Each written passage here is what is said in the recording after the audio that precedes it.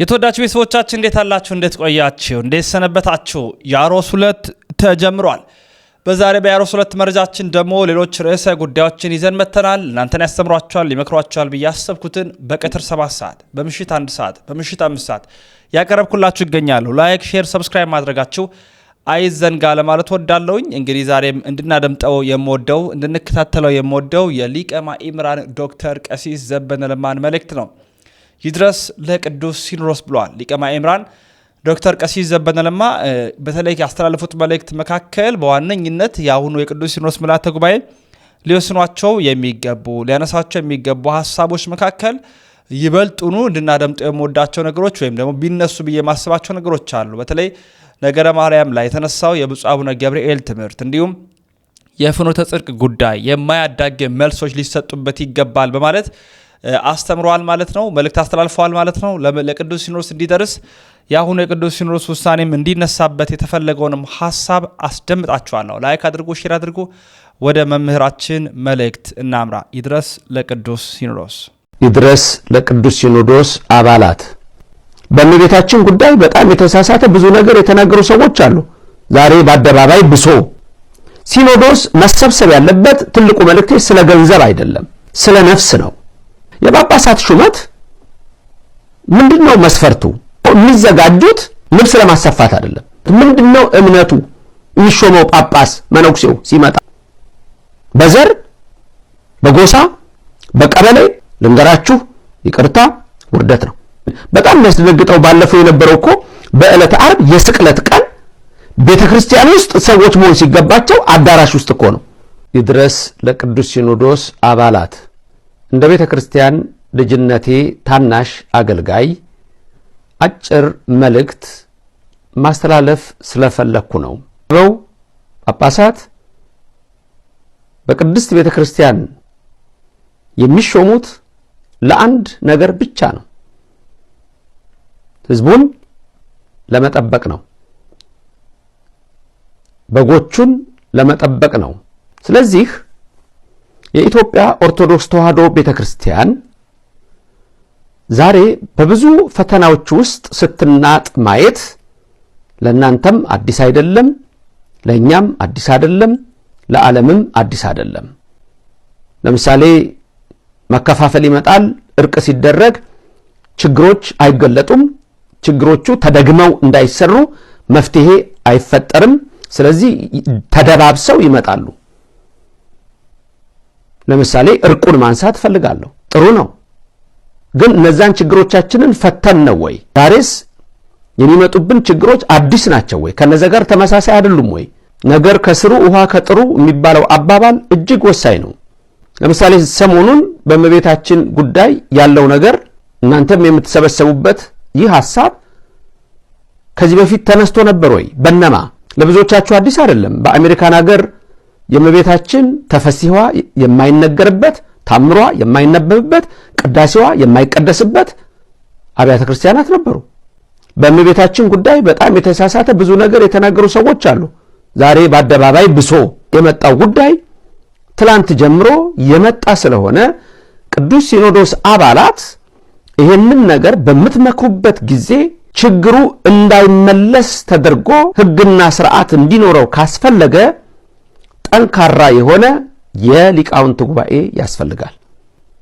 ሲኖዶስ መሰብሰብ ያለበት ትልቁ መልእክቴ ስለ ገንዘብ አይደለም፣ ስለ ነፍስ ነው፣ ስለ መንጋው ነው። ስለዚህ ቅድስት ቤተክርስቲያን ነው ትልቁ ነገር፣ እሱ ነው። ገንዘብ የሚመለከታቸው ሰዎች ናቸው መስራት ያለባቸው። አባቶቻችን ያስረከቡንን ይችን ቅድስት ቤተክርስቲያን ትውልዱ ነገ በምን አይነት መልክ ከናንተ እጅ ይረከባታል የሚለውን ይሄንን ነው አባቶች ከኔ በላይ እናንተ ታውቃላችሁና ታስቡበት ዘንድ ለማስታወስ ነው። የሊቃውንቱ ጉባኤ ደግሞ እዛው ቤተ ክህነት ውስጥ ያለው ብቻ ሳይሆን ከተለያየ የአብነት ትምህርት ቤት ካሉ መምህራን የአብነቱን ትምህርት የሚያውቁ የዘመናዊውን ትምህርት የሚያውቁ ጭምር የተጣመረበት መሆን ይገባል። ሌላ የጳጳሳት ሹመት ምንድነው መስፈርቱ?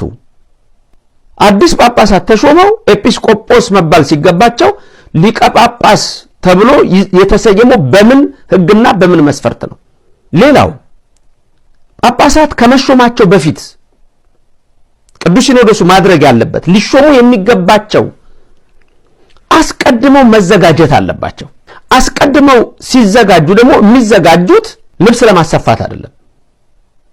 የሚዘጋጁት ሃይማኖታውን የቅድስት ቤተክርስቲያንን መሰረታዊ አስተምህሮ ጠንቅቀው እንዲያውቁ በሊቃውንቱ መሰረታዊ ሆኖ ትምህርት ይሰጣቸዋል። ያ የተማሩትን ትምህርት ሃይማኖታቸውን ጽፈው ያመጣሉ። ጽፈው ካቀረቡ በኋላ በዛ ነው የሚዳኘው ነገር። የቤተ ክርስቲያኒቱ ሕግ የተጻፈለ እሱ ከአፉ መመስከር አለበት። ምንድነው እምነቱ? የሚሾመው ጳጳስ መነኩሴው ሲመጣ ወይም የሚሾመው መሰረታዊ ነገሮች መኖር አለባቸው። ሌላው መልእክቴ በግልም ይሁን በማህበርም ይሁን የኦርቶዶክስ ተዋህዶ ልጆች የቤተክርስቲያን ልጆች የሚያመጡትን ሐሳብ በክፉ መንገድ ከማየት በመልካም መንገድ ይዞ እነሱንም አቅርቦ ማወያየት ማነጋገር ይጠቅማል።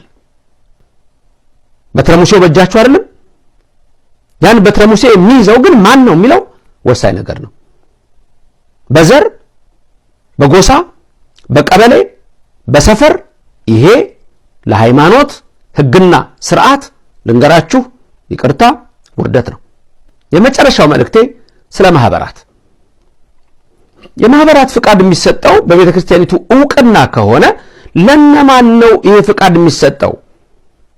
እከሌ የሚባል ማህበር አለና ከሱ ጋር የሚፎካከርም ከመጣ ይሰጣል ወይ? ከዛ የሚፎካከር ሲመጣ ይሰጣል ወይ? ለምሳሌ አባቶቻችን በጣም የሚያስደነግጠው ባለፈው የነበረው እኮ በዕለተ ዓርብ የስቅለት ቀን ቤተ ክርስቲያን ውስጥ ሰዎች መሆን ሲገባቸው አዳራሽ ውስጥ እኮ ነው። በቤተ ክርስቲያን ቅጽር እኮ ያልተደረገ ነው። እንዲህ አይነት ማህበራት እንዴት ነው የሚቀጥሉት? የማስ ማህበር ናቸው? የተዋህዶ ማህበር ናቸው? ምንድን ናቸው? ስለዚህ ቤተ ክርስቲያናችን አባቶቻችን ብዙ ፈተና ላይ ነው ያለችው። ከኔ በላይ እናንተ ናችሁ የምታውቁት። በቅባት ያለው ፈተና፣ በውጪ ያለው ፈተና፣ በምንፍቅና ያለው ፈተና፣ በክደት ያለው ፈተና እንዳይደገም መሰረታዊ የሆኑ ነገሮች ይደረጉ ዘንድ ይሄ የታናሽነት መልእክቴ ነው። እኛን ሊመስሉ የሚወዱ ግን ያልሆኑ አቡነ ገብርኤል የኦርቶዶክስ ተዋህዶ ሰው ናቸው። ውጭ ነው ነጋሪት ሲመታ የነበረ እባቡ ምን ፈለገ? ጳጳሱን ልክ የነሱ ሰው እንደሆኑ ለማስመሰል። ይሄ አይሆንም። ኦርቶዶክሳን ጭራሽ እንደ ጴንጤ መሳደብ ጀመራችሁ እንዴ? አባ ገብረ ኪዳን እንዲህ ብለው አስተምሩ ብሎ ነው 3-4 ቀን የሚያወራው። እንዲህ በሚል ነው እንጂ ትምህርት የላቸው። በኦርቶዶክስ ገድል ላይ ማርያም ይላል ጸሎት ባልዳፍ በሰው ከንፈሩ እና ይሄንን ቤዛ ሁሉ አለች ዛሬ ልትለይ ነው እንዴ? ሳጥናኤል ልፈር። መጀመሪያ ቤታችሁ አይደለም። መጀመሪያ ይሄንን ማወቅ አለባችሁ። የሰው ቤት ግብት ብሎ ክርክሩ ኢየሱስ ላይ አይደለም። እኛ የዓለም ቤዛ ነው እንላለን። ካንተ ቀድመን ነው የምንለው።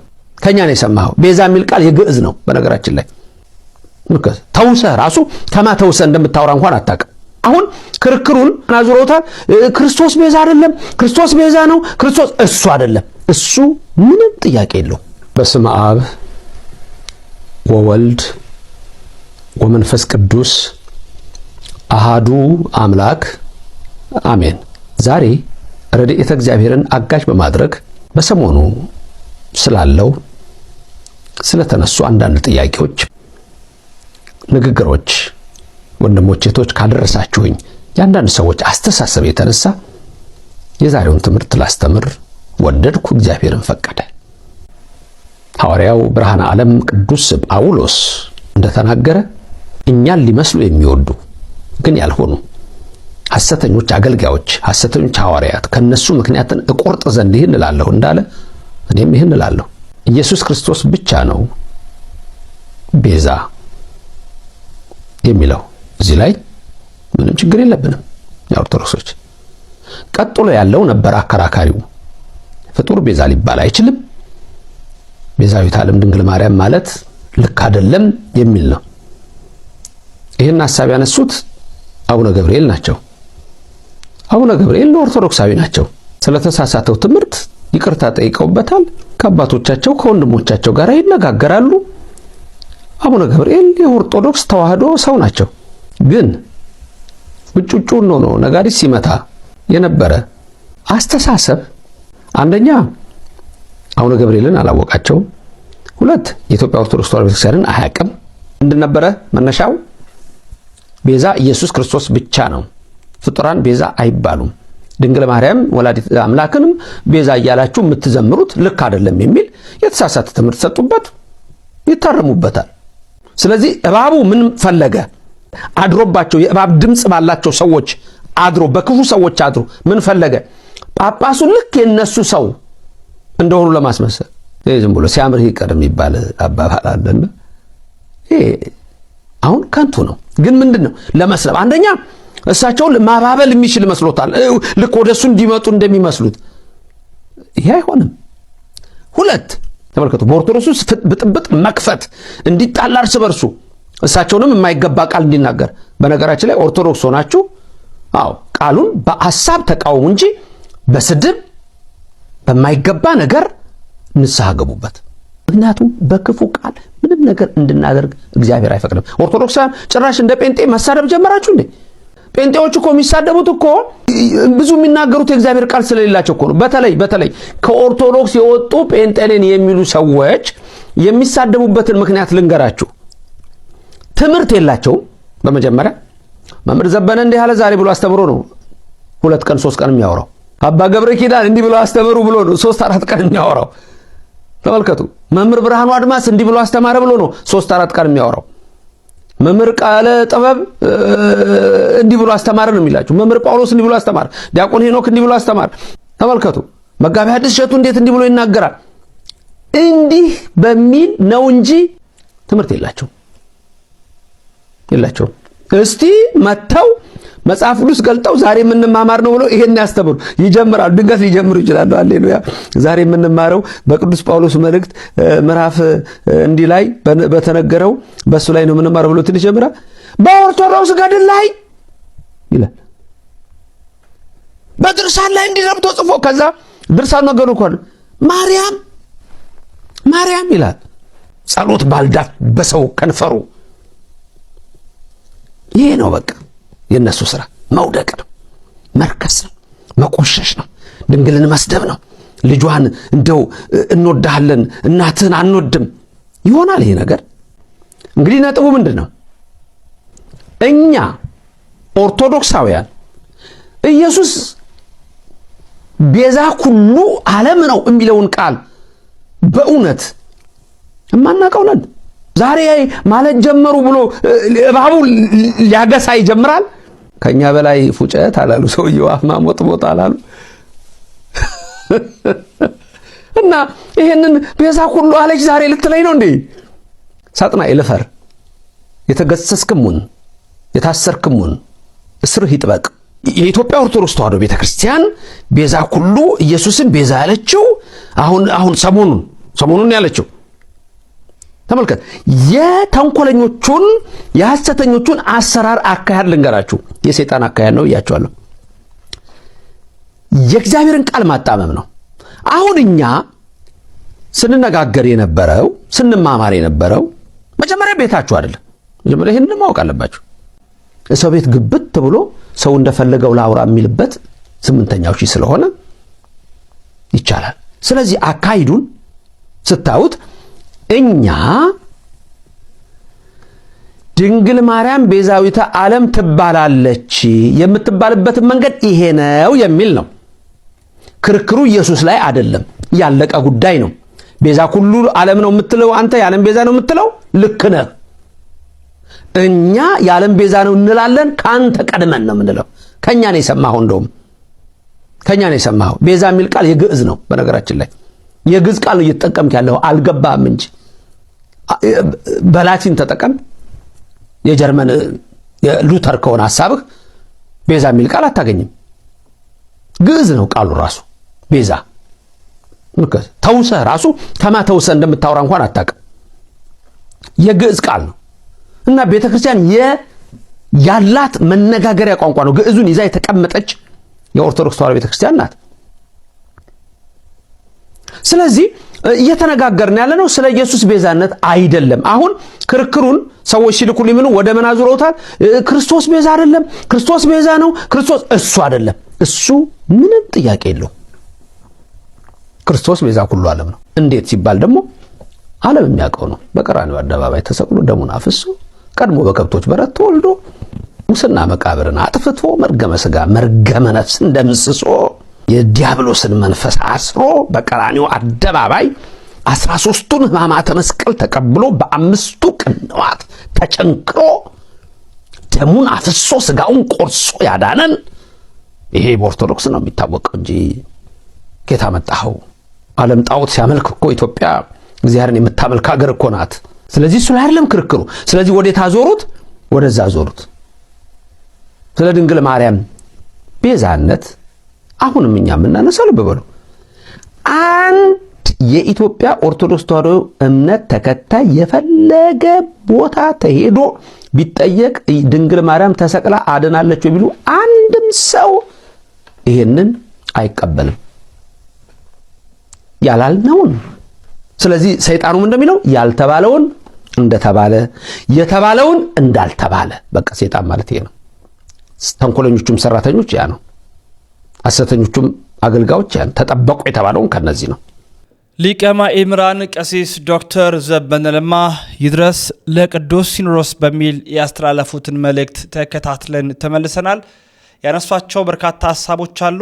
በብፁዕ አቡነ ገብርኤል የተላለፈው ማርያም ቤዛዊት ዓለም አትባልም ያሉት ትምህርት ላይ አትኩሮት ይሰጥበት፣ እንዲሁም አዳራሹ ፍኖተ ጽድቅንም በዝምታችን ብለን አንለፈው ይጠየቅ የሚልም ሐሳብን አካተዋል። በመሆኑም በአሁኑ በቅዱስ ሲኖዶስ ምልዓተ ጉባኤ ብዙ ሊፈተሹ ሊታዩ የሚደመጡ ጉዳዮች አሉ። ዋና ዋና የሆኑ ጉዳዮችን እናድምጥ። ስለ ገንዘብ፣ ስለ ልብስ፣ ስለ ተለያዩ ነገሮች ላይ ትኩረት አንስጥ። መሰጠት ያለበት ስለ ነፍስ ጉዳይ፣ ስለ እውነተኛይቷ ቤተ ክርስቲያን ነው። ዘላቂነት ያለው መፍትሄ ያሻዋል ያስፈልገዋልን በማለት ሊቀ ማእምራን ቀሲስ ዶክተር ዘበነ ለማ ለቅዱስ ሲኖዶስ አባላት፣ ለብፁዓን አበው ሊቃነ ጳጳሳት፣ ለቅዱስ ፓትርያርኩ መልእክት ልከዋል። ሀሳብ አስተያየቶቻችሁ በመስጠት ከጎናችን ስለማትለዩ እኛ ደግሞ በብዙ እናመሰግናችኋለን። እንዳይት ወቅታዊና ትኩስ የሆኑ ጉዳዮችን በቀትር 7 ሰዓት፣ በምሽት 1 ሰዓት፣ በምሽት 5 ሰዓት ወደ እናንተ የምናመጣበት ይህ ያሮስ 2 ነው። ሰብስክራይብ ማድረጋችሁ እንዳይዘነጋም። ወንድማችሁ ልዑል መብራቱ ነኝ። ያሮስ የእናንተም የኛም ነው።